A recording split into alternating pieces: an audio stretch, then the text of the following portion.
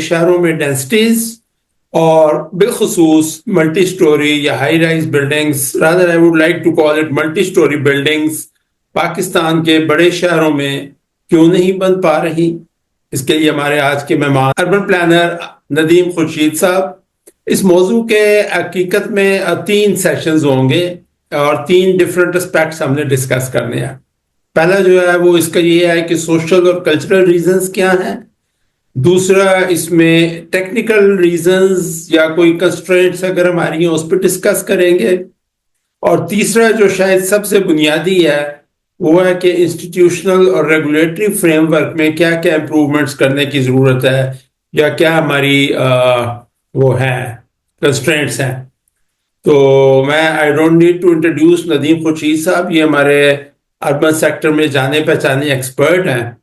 तो I would directly lead to the question. Nadeem sahab, हमने इस मौजू पे आज हम बात करेंगे कि पाकिस्तान के बिलखुसूस बड़े शहरों में हमारी डेंसिटीज हर साल कम होती जा रही हैं compare to rest of the world, जो पहले भी थी, और specially compare to rest of the world including in developing countries.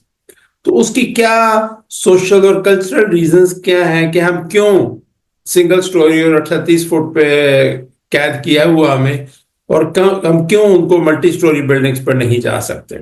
Over to Nadeem साहब। ये एक सर बड़ा क्रिटिकल एरिया ऑफ डिस्कशन है। पिछले जो 15-20 साल से हम इस पे कॉन्टिन्यूसली डिफरेंट फॉरम पे डिस्कशन कर रहे हैं। जब हम दुनिया के बड़े शहरों पे देखते हैं जिनको हम कहते हैं सस्टेनेबल है, सस्टेनेबल सिटीज या कॉम्पैक्ट सिटीज या डेंसर सिटी, तो हमें उनको देखने से पता चलता है कि वो शहर हमारे शहरों से बरक्स, हमारे शहर इस तरह फैल रहे हैं इस डायरेक्शन में, और वो शहर इस तरह जा रहे हैं, और ये उनकी डायरेक्शन थोड़ी कॉम्पैक्ट है। इस कॉम्पैक्टनेस का फायदा जो है वो तो सब टेक्निकल लोग तो जानते हैं, लेकिन मैं इसको थोड़ा सा क्विकली इस पे ब्रीफ कर दूं कि जब आप शहरों को हॉरिजॉन्टली जब फैलाते हैं, जिस तरह हमारा लाहौर है कि शहर से 30 किलोमीटर बाहर हम जब डिफरेंट किस्म की स्प्रॉल, डीएचए, बैरियर टाउन, इस किस्म की चीजें हम जब प्लान कर रहे होते हैं, तो उससे 2-3 किस्म के नेगेटिव इम्पैक्ट्स आते हैं। ये सबसे बड़ा नेगेटिव इम्पैक्ट तो यही है जो इस वक्त हम देख रहे हैं कि स्मॉग है, क्योंकि गाड़ियों का इस्तेमाल आपका बढ़ जाता है। दूसरा ये होता है कि आपकी प्रोडक्टिविटी कम हो जाती है। जाहिर है अगर एक बंदा किसी काम पे या ऑफिस में 1 या 1.5 घंटा ट्रेवल करके आएगा तो उसकी प्रोडक्टिविटी कम हो जाएगी। तीसरा ये है कि आपकी जो सोशो कल्चरल डायमेंशन है किसी सोसाइटी की, उसमें लोगों का आपस में रब्त और मेल जोल जो है वो बड़ा कम हो जाता है। चौथा ये है कि जो सिटी के कोर एरियाज होते हैं, जिस तरह अगर वी लुक एट लाहौर, तो इसकी जो मार रोड जो वो that is a conventional CBD या सेंट्रल बिजनेस डिस्ट्रिक्ट कह रहे हैं, सिटी सेंटर कह रहे हैं, तो आप इस वक्त देखेंगे कि वो थोड़ा सा उसमें से बिजनेस एक्टिविटीज कम हो रही हैं। लैंड प्राइसेस तो सेम है, तो जो उसकी उसकी एक हिस्टोरिकल वैल्यू है वो भी कम हो रही है। लेकिन अगर आप बरक्स इसके देखें दुनिया के बाकी शहरों में, तो उनके जो सिटी सेंटर्स हैं वो बड़े वाइब्रेंट हैं। वहां पे उन्होंने क्या किया कि वो वाइब्रेंट हैं, एक्टिव हैं, प्रोडक्टिव हैं, वहां से रेवेन्यू जनरेशन हो रही है, इकोनॉमिक एक्टिविटी बहुत ज्यादा हो रही है। उन्होंने उसको रीजनरेट किया अपने सिटी सेंटर्स को। रीजनरेशन का मकसद ये होता है कि जो पुरानी बिल्डिंग 50-100 साल पहले। नदीम साहब, ये रीजनरेशन के टॉपिक मेरे ख्याल है इसको मजीद अलग से डिस्कस अभी लेटर ऑन डिस्कस करते हैं। उससे पहले मैं एक और जो नुकसान है हॉरिजॉन्टल ग्रोथ का उस पर आपकी गाइडेंस चाहूंगा, क्योंकि इसमें जो कॉस्ट ऑफ सर्विस डिलीवरी है कि अगर आपने 1 किलोमीटर पाइपलाइन बिछाई है तो उस पर आप कितने घरों को गैस या बिजली या पानी दे सकते हैं, और अगर आप 4 या 5 या 6 स्टोरी बिल्डिंग आपका डेंस एरिया है तो उसमें जो कॉस्ट ऑफ सर्विस डिलीवरी है that again is a very important factor, specially in a country like Pakistan जहां हमारे पास पैसे नहीं है। तो इस फैक्टर को भी थोड़ा सा एनालाइज करें and then we come to the issue of the regeneration. जिस तरह मैंने अभी इस पे कोशिश की है थोड़ा सा इसका बैकग्राउंड बताने की, कि जस्ट इमेजिन के 1 एकड़ में अगर हम 15 मंजिला बिल्डिंग कंस्ट्रक्ट करें तो उसके अंदर हम बड़ी आसानी के साथ 250-300 अपार्टमेंट्स का मतलब यह है कि 250-300 फैमिली, और इवेंचुअली कोई उसको अगर मल्टीप्लाई करें हमारी 6 की डेंसिटी से, तो 1500 लोग उसके अंदर अकोमोडेट हो सकते हैं। अगर इसको इन्हीं घरों को हम 250 घरों को एक स्ट्रेट लाइन में एक सड़क बिछा के उसके साथ साथ अगर हम रखना शुरू करें, तो नेचुरली ये 1 किलोमीटर के करीब एक लाइन शायद बन जाएगी या उससे थोड़ा कम होगी। एग्जैक्टली। उसमें ये है होगा कि आपका जो सारा का सारा इंफ्रास्ट्रक्चर है, रोड इंफ्रास्ट्रक्चर है, जो आपका इंफ्रास्ट्रक्चर, जो बरीड इंफ्रास्ट्रक्चर है, जो एरियल इंफ्रास्ट्रक्चर है, वो सारे का सारा उसी डायरेक्शन में एक्सटेंड करना पड़ेगा आपको। दुनिया में इस वक्त जो सबसे efficient mean of communication consider किया जाता है, दैट इज एलिवेटर्स। क्योंकि एलिवेटर इस वक्त दुनिया में ऊपर नीचे जब मूव करते हैं तो वो सबसे ज्यादा पैसेंजर्स कैरी कर रहे होते हैं और सबसे एफिशिएंट मीन ऑफ कम्युनिकेशन है वो। वेरी कि आप इंटरेस्टिंग। अगर एलिवेटर 300 फुट ऊपर चला जाएगा और उसकी बजाय अगर आप लीनियरली उसको गाड़ियों के थ्रू, अच्छा लीनियरली आपको गाड़ियां इस्तेमाल करनी पड़ेंगी। इसमें आपने पहले जिक्र किया है कि जी 15-16 मंजिला अपार्टमेंट बिल्डिंग बनाते हैं, और फिर आप यहाँ वर्टिकल की बात कर रहे हैं। तो इसमें हम जो डिफरेंट मॉडल्स देखते हैं, मसलन इस्तांबुल में चले जाएं या बार्सिलोना में, तो बहुत सारी ये मेजॉरिटी सिटी बिल्डिंग्स 5-6 स्टोरीज के ऊपर हैं, और कुछ एरिया जो होते हैं जो बहुत हाई डेंसिटी, जिस पे आप हाई राइज या मीडियम राइज या वो लेके चलते हैं। अगर आप लाहौर में देखें या इवन इस्लामाबाद के ये जो नए F10 F11 टाइप सेक्टर्स हैं, इनमें भी 6-7 मंजिला, और लाहौर में अस्करी 3, अस्करी 10 में तकरीबन को 10 स्टोरीज तक गए हैं। तो आपके ख्याल में एक जो हमारे लार्ज सिटीज खास तौर पर, इसमें what is the most optimum height, कि जिसको हम एक बेंचमार्क कह सकते हैं कि जी हम ऑब्वियसली सारे का सारा शहर जो है वो मैनहट्टन या दुबई का शेख जायद रोड तो नहीं बन सकती। So what is your advice is कि जी optimum majority of the building at least के लिए क्या हाइट हमें रखनी चाहिए, कितनी स्टोरीज एफिशिएंट होते हैं, और कहाँ पे फिर डिसइकोनॉमीज ऑफ स्केल स्टार्ट हो जाती है? क्योंकि इस पे बड़ी बहस चलती है। जब भी हाई राइज की बात करते हैं लोग फौरी तौर पे मैनहट्टन पहुंच जाते हैं या दुबई के 100 मंजिला बुर्ज अल खलीफा पे। सो इज इट एसेंशियल कि जरूर हमने 50 मंजिला पे जाना है? प्लीज। डॉक्टर साहब, जो ग्लोबल सिटीज हैं, जिस तरह हम करीटेबा की बात करते हैं या साउथ अमेरिकन सिटीज हैं डिफरेंट, या जिस तरह आपने टर्की की मिसाल दी है, इसमें 3 किस्म की जो है ना वो वर्टिकल आपको अगर नजर आएगी ग्रोथ। एक ग्रोथ होती है सिटी सेंटर में जो काफी हाई होती है, जिसको हम नॉर्मली हाई राइज या स्काई स्क्रैपर कहते हैं, जो न्यूयॉर्क या बड़े जो मेगापोलिस सिटीज हैं उसमें हमें नजर आती है। दूसरा होता है मिड राइज, जिसको हम 4 स्टोरी से 15 स्टोरी या 20 स्टोरी तक, इसको मिड राइज कहते हैं। दुनिया में ज्यादातर जो अपार्टमेंट बिल्डिंग है या हाउसिंग के लिए जो बिल्डिंग बनाई गई हैं वो मिड राइजेज होती हैं। अच्छा, मेरा ये पर्सनल ये एक सजेशन है या मेरी अपनी ओपिनियन है कि 4 स्टोरी, जिसको हम वॉक अप स्केल कहते हैं जो आर्किटेक्चर की जुबान में, जिसको एक आम आदमी सीढ़ियां चढ़ के जा सके, जिस तरह कराची में हमारी बहुत सारी बिल्डिंग है, जिसमें चार लिफ्ट की स्टोरी जरूरत ना पड़े। तो बिल्कुल ही अलाउ कर देना चाहिए हर जगह, बगैर सोचे समझे इस वक्त उसको अलाउ कर देना चाहिए कि 4 स्टोरी हर जगह बन सकती है। उसके बाद हमें इसको कुछ सूटेबिलिटी एनालिसिस हमें सिटीज का रन करना पड़ेगा कि किन एरिया में हमने मिड राइज, लो मिड और हाई मिड, इसकी 2 कैटेगरीज हमें बना लेनी चाहिए कि लो मिड में 10 स्टोरी तक होगा और हाई मिड में जो है वो उससे ज्यादा 15 से 20 मंजिला तक हम जा सकते हैं। और जो स्काई स्क्रैपर की है वो उसकी, अगर आप उसको इकोनोमाइज करने की बात करें, वो बड़ी एक्सपेंसिव कंस्ट्रक्शन है। अगर आप स्ट्रक्चर इंजीनियर से बात करें तो उनका कहना है कि 4, 5 या 6 मंजिला तक जो बिल्डिंग बनती है वो स्ट्रक्चरली बड़ी इकोनॉमिकल होती है।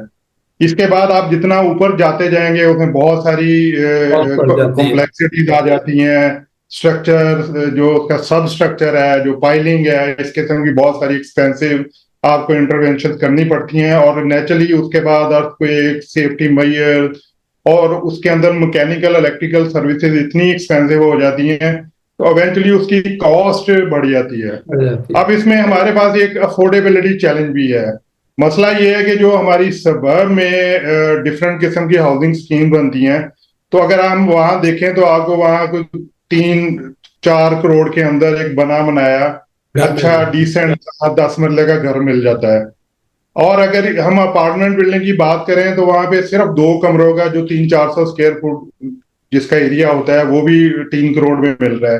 तब ये इस देखना ये है कि एक बायर के पॉइंट ऑफ व्यू से कि वो 2 कमरे पसंद करेगा खरीदना उसी उसी प्राइस में, या वो सबर्बन लिविंग में जाएगा। इसमें तो ये एक नदीम साहब सॉरी मैं आपके इंटरप्शन दे रहा हूं because this is a very important point जो आपने हाईलाइट किया है। और मैं जाती तौर पे भी बहुत से लोगों को जानता हूं जिनको मैं कन्विंस करने की कोशिश करता हूं, तो वो यही कहते हैं कि जी जब हम प्लॉट लेकर उस पर घर बनाते हैं तो हमारी बहुत अच्छी ए क्वालिटी कंस्ट्रक्शन भी 5 से 6 हज़ार रुपए पर स्क्वायर फुट में हम कर लेते हैं।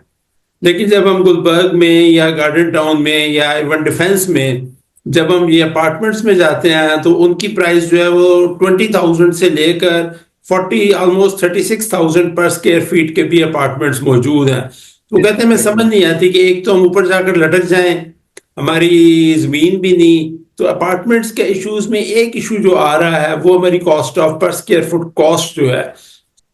डॉक्टर साहब इसमें सबसे बड़ा जो कॉस्ट का कंपोनेंट है, अगर हम इकोनॉमिक्स की बात करें तो दैट इज लैंड वैल्यू या land price, the cost of land है। अब कॉस्ट ऑफ लैंड क्या है कि हमारी जो रेगुलेशन है वो जरा ज्यादा रिस्ट्रिक्टिव है, वो मार्केट फ्रेंडली नहीं है हमारी रेगुलेशन। हम पता नहीं सिलेक्टिवली कुछ एरियाज को अलाउ करते हैं जहाँ पे थोड़ी मिड राइज, अब जिस तरह अभी रिसेंट बाइलाज एलडीए के बने हैं इसमें बड़े लिमिटेड एरिया में गुलबर्ग के कुछ चंक्स में हमने अलाउ किया है कि वहां पे अपार्टमेंट बिल्डिंग बन सकती हैं। इसी में एक नेचुरली जब रिलेटेड क्वेश्चन है जिसको आप क्लैरिफाई कर दें कि क्या अपार्टमेंट बिल्डिंग जहां बनती है उसको हम लैंड कैटेगराइजेशन में कमर्शियल ट्रीट करते हैं विद कमर्शलाइजेशन फीस, या उसको हम रेजिडेंशियल ट्रीट कर रहे हैं एलडी रेगुलेशंस में या किसी भी सिटी के रेगुलेशंस में? असल में इसमें अगर आप एक्सक्लूसिवली एक अपार्टमेंट बिल्डिंग बनाना चाहें जिसमें कोई कमर्शियल एक्टिविटीज किसी ग्राउंड फ्लोर पे नहीं होगी तो उसको फिर अपार्टमेंट बिल्डिंग और रेजिडेंशियल ही कंसिडर किया जाएगा। लेकिन अगर आप नेचुरली उसका कॉस्ट इम्पैक्ट जो है उसको थोड़ा सा अकोमोडेट करने के लिए आप उसमें कमर्शियल कंपोनेंट भी ऐड कर देते हैं। जैसे तीसरी बात ये है कि अभी अगर हम देखें तो एक हमारा सोशो कल्चरल टैबू भी है थोड़ा सा इसके साथ एसोसिएटेड, कि हम जो है ना ओवर ऑब्सेस्ड हैं लैंड के मतलब, कि हर बंदा यहाँ पे लैंड ओन करना चाह रहा है। वो वही बात है कि वो कहता है 5वें या 6ठे फ्लोर पे मेरे लिए ये सूटेबल नहीं है सोशली, कि लोग जब आपको डिस्क्रिमिनेट करेंगे, अच्छा यार ये तो अपार्टमेंट में रहता है इसके पास तो अपना मकान भी नहीं है। तो आप, मेरा ख्याल है कि सब लोग समझते हैं कि जब हमारा हम थोड़ा सा इसको देखें सोशल एस्पेक्ट में तो ये एक नेगेटिव चीज कंसिडर की जाती है। इसके लिए जो करना होगा वो मेरे ख्याल में ये है कि गवर्नमेंट को थोड़ा सा मार्केट सेंसिटिव किस्म के रेगुलेशन, दुनिया में 3 किस्म के रेगुलेशन है। एक जिसको मैं नॉर्मली कहता हूँ कि कॉलोनियल रेगुलेशन होते हैं जिसमें बहुत ज्यादा मोराटोरियम हम अप्लाई करते हैं कि यार ये नहीं होने देना, ये नहीं होने देना, ये हाइट नहीं हमने इंक्रीज करनी, 38 फीट से ऊपर नहीं हम जाएंगे। हमें नहीं पता कि उसकी रीजन क्या है, क्या इतने ज्यादा जहाज उड़ रहे हैं हमारे फजाओं में कि हम हाइट को ऊपर नहीं ले जाना चाहते। दूसरा होता है कि जो हमारे न्यू लिबरल इकोनॉमिस्ट हैं वो कहते हैं जी कि बिल्कुल फ्री ऑफ रेगुलेशन होनी चाहिए हर चीज, कि मार्केट को ड्राइव करने दें हर चीज को। उसमें भी एक बड़ा प्रॉब्लम ये है कि जब आप हर चीज प्राइवेट सेक्टर पे छोड़ देते हैं तो हमें अपने प्राइवेट सेक्टर का पता है कि वो किस तरह फिर बिहेव करता है। तो इसमें लोगों को दोनों एंड्स पे रिलीफ नहीं मिल रहा। We need to find a common ground जिसमें थोड़ी और रिलैक्सेशन हो, जिस तरह मैंने कहा कि 4 फ्लोर तक। It is not just socio cultural, थोड़ा सा सोशियो इकोनॉमिक फैक्टर भी है।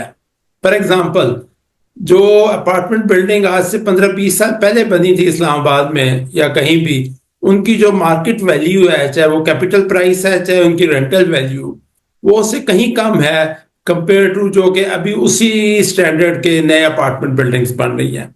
तो मेरे जहन में भी ये क्वेश्चन आता है कि जी अगर मैं अपार्टमेंट ले रहा हूँ तो उसकी प्राइस एस्केलेशन की बजाय प्राइस डी वैल्यू हो रही है कि जी 15 साल बाद उसकी कीमत कम हो जाती है, जबकि अगर अपनी जमीन और अपना घर हो तो आप उसको साथ साथ रेनोवेट अपनी मर्जी से करके उसकी कीमत बढ़ती रहती है। तो ये दो क्वेश्चंस हैं विच आर वेरी इंपॉर्टेंट कि क्यों हम उसकी कॉस्ट 20,000 रुपया स्क्वायर फुट है, और ये जो जेन में ये आता है कि जी it is not just land की मोहब्बत, बल्कि ये भी कि जी फ्लैट की कीमत जो है वो तो 10 साल बाद 20 साल बाद बहुत ही हाफ रह जाती है कंपेयर टू न्यू, क्योंकि ऑब्वियसली आप पूरी बिल्डिंग तो रेनोवेट नहीं कर सकते। जी, बड़ा रेलेवेंट क्वेश्चन है सर आपका।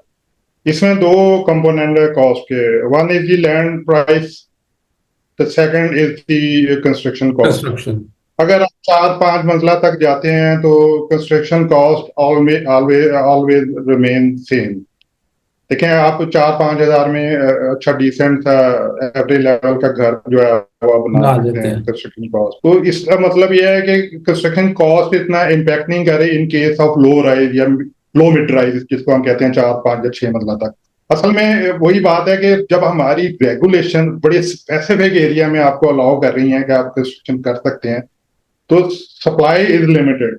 तो सप्लाई लिमिटेड होने की वजह से वो लैंड प्राइसेस हाई हो जाती है। अगर आप फर्ज करें पूरा गुलबर्ग आप ओपन कर दें, तो फिर हर प्लॉट आपके लिए ओपन होगा, प्राइस कंपटीशन में और लैंड प्राइस कम हो जाएगी। एक तो ये फैक्टर है। दूसरा फैक्टर ये है कि हाउसिंग स्कीम में अगर जस्ट सपोज आपको 1 लाख रुपए मरला जगह मिलती है शहर से 30 या 40 किलोमीटर रोड पे जाके, तो फिर 2-3 लाख रुपया डेवलपमेंट कॉस्ट आती है, और बाकी कॉस्ट मिला के अगर 5 लाख आपकी कॉस्ट है, उसकी अपफ्रंट कॉस्ट है, तो आप उसको 15 लाख रुपए में सेल कर रहे हैं। तो इसका मतलब है इतना ह्यूज जो प्रॉफिट मार्जिन है। तो हमारे जो बिल्डर और डेवलपर हैं वो वहां पे सेट हो गए हैं, उससे कम प्रॉफिट पे वो कंप्रोमाइज नहीं कर रहे हैं। वो क्या करेंगे, वो अपार्टमेंट बिल्डिंग या मिड राइज बिल्डिंग बनाने की बजाय वो कहेंगे कि यार वो काम हमारे लिए आसान है, जहाँ पे एक हमने 3 या 4 एकड़ लैंड खरीदी है, एक प्लानिंग परमिशन के लिए अप्लाई किया है, उस प्लानिंग परमिशन वो हमें उन्हें इजीली मिल जाएगी। उसके बाद वो स्टेट वे कुछ वो मट्टी शट्टी डाल के ग्रेडिंग करके वो प्लॉट सेल करना शुरू, और वो कागजों पे सारे प्लॉट सेल कर देंगे। बेसिकली आप क्या जबकि आप करते ऑन द हैं, sorry for cutting short, before what you are trying to say is कि जो बिल्डर्स को प्रॉफिट मार्जिन सिंगल स्टोरी पे मिल रहा है वो उसी रेशो को यहाँ पे अर्न करने की कोशिश कर रहा है। इट इज नॉट एग्जैक्टली वही apply. Cost of construction which is the issue. और उसका जी जी। सोल्यूशन आप ये दे रहे हैं कि अगर हम एरिया खोल देंगे so supply of apartment building ज्यादा हो जाएगी तो उसकी कॉस्ट कम हो जाएगी। This is what you are trying to say. Actually economics is about demand and supply. पूरी दुनिया के इकोनॉमिस्ट इस वक्त आप कह रहे हैं कि आप थोड़ा मार्केट फ्रेंडली किस्म की रेगुलेशन बनाए। बेसिकली जो पब्लिक सेक्टर का रोल है सर, वो मेरे ख्याल में ये होना चाहिए, जिसमें हमारे प्लानर भी शामिल हैं, बाकी ब्यूरोक्रेसी भी शामिल है। तो पब्लिक सेक्टर का रोल होना चाहिए एज ए रेगुलेटर के वो फैसिलिटेट, वो देखे कि मार्केट क्या डिमांड कर रही है। जब वो मार्केट रिस्पॉन्सिव नहीं होंगे तो उस वक्त इस किस्म का क्यास हो जाएगा, और ultimately in in both cases जो हमारा एंड यूजर है, जो जिसको हम मैसेज कहते हैं, सोसाइटी कहते हैं, वो लोग अफेक्ट करेंगे, उनको ज्यादा उसकी प्राइस बढ़नी पड़ेगी। तो इसके लिए फिर मैं कहूंगा आप अब क्वेश्चन ये है कि how to relax our regulation, उसको उनको किस तरह थोड़ा ईज आउट किया जाए। तो मैं, क्योंकि आपका तो पूरा लाइफ टाइम एक्सपीरियंस है, आपकी पूरी जो सर्विस है, कैरियर है, उसी में गुजरा हुआ है, तो आप इसको बेहतर तौर पे थोड़ा हमें बता सकते हैं कि हमें क्या निगोशिएट करना पड़ेगा अपने अदारों के साथ। अदारों के अंदर सिविल सिविल अदारे जो शहरों में काम कर रहे हैं हमारे, हम किस तरह इन रेगुलेशन को ईज आउट कर सकते हैं to become more market responsive and market friendly. Nadeem sahab, मैं तो सच्ची बात है कि इससे बहुत मायूस हुआ हूँ पिछले 20-25 साल में जब से सेक्टर में काम कर रहे हैं। हमने 2006 में या 8 में शायद बिल्डिंग रेगुलेशंस लाहौर के सिटीज के भी और इसके डेवलपमेंट अथॉरिटीज के भी रिवाइज किए थे, और उसमें भी सबसे बड़ी मुश्किल दो हमें पेश आती थी। एक, जो शहरों में कार की जो रखी हुई है हमने ना पार्किंग की रिक्वायरमेंट्स, वो इतनी सख्त और स्ट्रिंजेंट है कि उसकी वजह से कॉस्ट हमारी बहुत बढ़ रही थी। कि अगर आप 6 स्टोरीज पे जाते हैं तो उसके नीचे आपको 3 बेसमेंट्स बनानी पड़ जाती हैं। इसी तरह से कमर्शियल एरिया में जाते हैं, फिर सिनेमा के लिए हमने इतनी स्ट्रिंजेंट, जो शायद आज से 50 साल पहले वैलिड थी, नो लॉन्गर वैलिड, के लिए अब 8 कनाल का प्लाट शहर में आपको सिनेमा के लिए कौन देगा। सो एक तो कार पार्किंग रेगुलेशंस बहुत ज्यादा है। दूसरा, मुझे याद है अब आप बता रहे हैं कि शायद चेंज हुआ है, बट अदरवाइज उस वक्त तक 2000 अब आज से 10-15 साल पहले तक रेगुलेशन में था कि जो भी इवन अपार्टमेंट्स की 4 स्टोरी बिल्डिंग भी है, मिनिमम 4 कनाल प्लॉट चाहिए and that will be treated as a commercial plot. With result के जो ही एक 4 कनाल की कोठी गिरा के वो उसको अपार्टमेंट्स बनाने की कोशिश कर देता है, उसके ऊपर वो कमर्शलाइजेशन फी जो है वो लेवी होना शुरू हो जाती है। और उन सबसे भी बढ़कर जो एक फंडामेंटल इशू है जिसकी शायद आप रोशनी डाल सके, मैंने तो बहुत प्लानर से और प्रोफेसर से चेक कर लिया है कि क्या चीज है जो 38 फुट के ऊपर इतनी कौन सी पॉइजनस गैसेस हैं, कोई मेटेओराइट्स आ रहे हैं, कोई हमला हो रहा है, ऐसी क्या चीज है कि हमने 38 फुट पे जो है वो ये गुलबर्ग भी और डीएचए भी और मोस्टली बैरियर टाउन भी और गार्डन टाउन भी सब फिट किए हुए हैं उसके ऊपर। विद रिजल्ट कि लोग 30-30 किलोमीटर दूर से डेली ड्राइव करके या बसों पे धक्के खाकर प्रैक्टिकली पहुंच रहे होते हैं ऑफिसेज। और जबकि आप दुनिया में जाएं तो इस्तांबुल की मैंने एग्जांपल दिया है, पूरे शहर के अंदर मुझे कोई बिल्डिंग 6 स्टोरी से कम नजर नहीं आई। Every building is minimum 6 storeys high, residential भी और मिक्स यूज वाली भी जो है। और तीसरी यही रेगुलेशंस में जो एक प्रॉब्लम है कि मिक्स यूज बिल्डिंग को हम अलाउ नहीं करते, बहुत ज्यादा उसको पसंद भी नहीं किया जाता। सो रेगुलेशंस जो है उसमें कोई बड़ी रॉकेट साइंस नहीं है। आजकल तो दुनिया के सारे रेगुलेशंस आपकी क्लिक ऑफ ए बटन मौजूद है। आपको समझ आ जानी चाहिए कि आप किस किस्म का शहर चाहते हैं और क्या रेगुलेशंस चाहते हैं। तो इस चीज पे अगर आपके नॉलेज में कोई है तो मुझे ये बताइए कि what is dangerous above 38 feet कि जिसपे हमने जो है वो फिक्स किया हुआ है। डॉक्टर साहब, ये मैं कोई 2008 से प्लानिंग कमीशन ने एक न्यू ग्रोथ स्ट्रेटजी या ग्रोथ फ्रेमवर्क बनाया था जो जिसपे सिटीज जो है ना उनका वो बड़ा सेंट्रल पार्ट था कि सिटीज को एज इंजन ऑफ ग्रोथ हम यूज करें और उनका पोटेंशियल है। तो उस वक्त जब जब भी मीटिंग्स होती थी तो कुछ डिपार्टमेंट्स के लोग आते थे जिसमें सरेफ है सिविल एविएशन। वो लोग आते थे, वो एक इस्लामाबाद के ऊपर एक बड़ा सा दायरा लगाते थे 16 किलोमीटर का। वो कहते थे ये जो है ना बड़ा हमारा डेंजरस जोन है, इसके अंदर आप इससे ज्यादा हाइट जो है ना वो हम अलाउ नहीं कर सकते। तो उसके बाद जब हमने देखना शुरू किया कि दुनिया के सारे रनवेज और एयरपोर्ट बड़े कंजेस्टेड एरिया में बनाए हुए हैं, सिर्फ उनकी अप्रोच और एग्जिट जो है वो हमने क्लियर रखनी है। फनल होती है उसका, तो जो लैंडिंग का फनल होता जी जी, तो हमारा एक जो है ना सबसे पहले जो मुझे मेरी अंडरस्टैंडिंग है कि हम एक बड़ा दायरा लगा देते हैं कि इसके अंदर जो है ना वो हाइट रिस्ट्रिक्टेड है, तो इसके अंदर आप कुछ नहीं बना सकते। उसमें हमारे बहुत सारे महकमे आ जाते हैं। दूसरी बात ये है कि जब भी हमारे जो प्लानर्स हैं या पब्लिक सेक्टर के लोग हैं, जब उनको पता चलता है कि कुछ काम लोग इस डायरेक्शन में जाना चाह रहे हैं ऊपर, तो वो कहते हैं यार इनको किस तरह पकड़ा जाए। जाहिर है वो मोटिव हम सबको पता है कि उसके पीछे मोटिव क्या होता है। अब आप जब उनसे बात करेंगे कि यार इसकी 38 फीट के पीछे क्या रैशनल है, क्या लॉजिक है, कहाँ से आपने ये ड्राइव किया है, तो they won't be able to answer it. तो ये बड़ा एक क्रिटिकल इशू है कि without knowing anything in depth और वो इस किस्म के मोराटोरियम जो है वो लगा देते हैं। तो ये दो चीजें तो बड़ी क्रिटिकल हैं जिसकी वजह से जो हाइट है। तीसरा हमको मैंने बताया कि एक वो हमारा सोशियो कल्चरल किस्म का एक टैबू है कि हम चाहते हैं कि लैंड ओन करें। फिर यह है कि हाई प्रॉफिट मोटिव्स हैं जिसमें बिल्डर डेवलपर है, लिमिटेड सप्लाई ऑफ लैंड। जिस तरह आपने अभी खुद फरमाया कि 4 कनाल आपने मिनिमम रख दी है, कि मैं तो फिर वो रिपीट करूंगा कि आप यूनिफॉर्मली पूरे जो हमारे बड़े सिटीज हैं उनमें 4 मंजिला जिसको वॉकअप लेवल कहते हैं उसमें तो बिल्कुल ओपनली अलाउ करते हैं। है। What और should एक be और the इम्पोर्टेंट फैक्टर है, एक लेट मी सर क्लियर कर कि हमारे जो बहुत सारे आर्किटेक्ट्स हैं वो जब भी मीटिंग में बैठते हैं तो वो एक कंजर्वेशनिस्ट वाले माइंडसेट के साथ आते हैं। वो कहते हैं जनाब हमारा लाहौर जो है इसकी बड़ी एक कल्चरल वैल्यू है, यहाँ पे बड़ी बड़ी बिल्डिंग बन जाएंगी। तो पता नहीं, यहाँ तो वो हाई राइज बिल्डिंग डिजाइन करने से डरते हैं। तो वो हमेशा ही उनमें से जो आर्किटेक्ट, मैं ये नहीं कहता कि सारे के सारे उसको, लेकिन जो उनके रिप्रेजेंटेटिव डिफरेंट मीटिंग में बैठे हुए वो हमेशा ही हाई राइज को फर्ज कर रहे हैं। वो कहते हैं जी मार रोड पे बड़ी हिस्टोरिक बिल्डिंग है। अच्छा जी ठीक है, उनका फसाड आप इंटैक्ट रखें। मार रोड पे सिर्फ जो फ्रंट वाली बिल्डिंग है वो इंपॉर्टेंट होंगी, लेकिन उसके पीछे 4-4 एकड़ जमीन जो है, कहीं पे वर्कशॉप बनी हुई है, कोई कहीं पे इस किस्म की चीजें। हमने क्या किया है कि वो एंटीक्विटी एक्ट है जो 75 का, उसके अंडर सारे का सारा मार रोड रिस्ट्रिक्ट कर दिया कि यहाँ पे कोई भी, अब स्टेट लाइन बिल्डिंग बनी हुई है बड़ी अच्छी है, वो किस तरह आपको डैमेज कर रही है आपकी कल्चरल हेरिटेज को, मैंने बहुत सारी ऐसी बिल्डिंग देखी हुई है, यूके में आप चले जाएं, 2-2 साल पुरानी बिल्डिंग है, उनके अंदर रेस्टोरेंट सभी भी आज भी काम कर रहे हैं।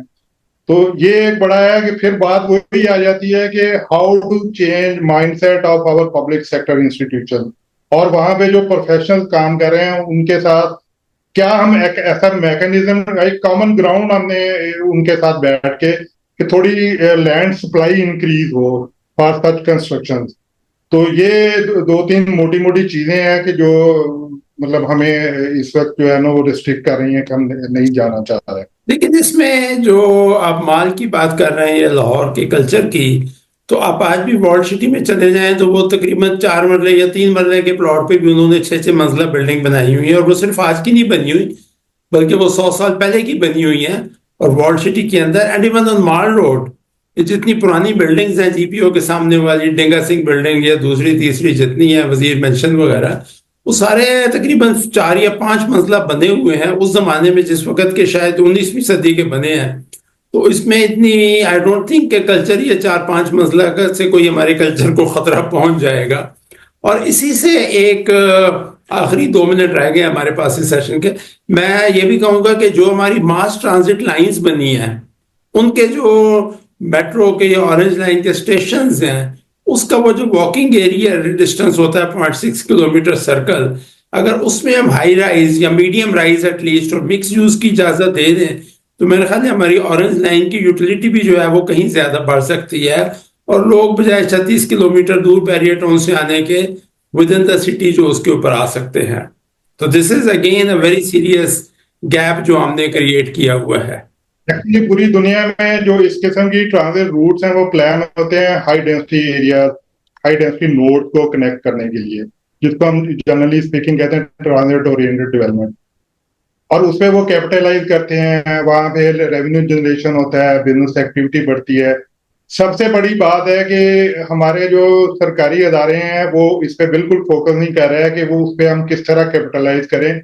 इतना एक्सपेंसिव हमने एक इंटरवेंशन प्लान कर दिया है, और उसके साथ जिस तरह एलओएस की साइट है और बहुत सारी इस किस्म की साइट है, तो उनको तो बिल्कुल आप ओपन करें उनको कि यहाँ पे जो बिजनेस एरियाज हैं वो डेवलप हो सके। तीसरी इंपॉर्टेंट बात है कि हम हमेशा जो है वो मुर्गी दबा करने के लिए तैयार रहते हैं कि हम जो डेवलपर है या बिल्डर है वो हाई राइज बनाएगा, उस पर पहले ही इतनी पेनल्टीज और जो रेगुलेटरी फी है वो इम्पोज कर दें।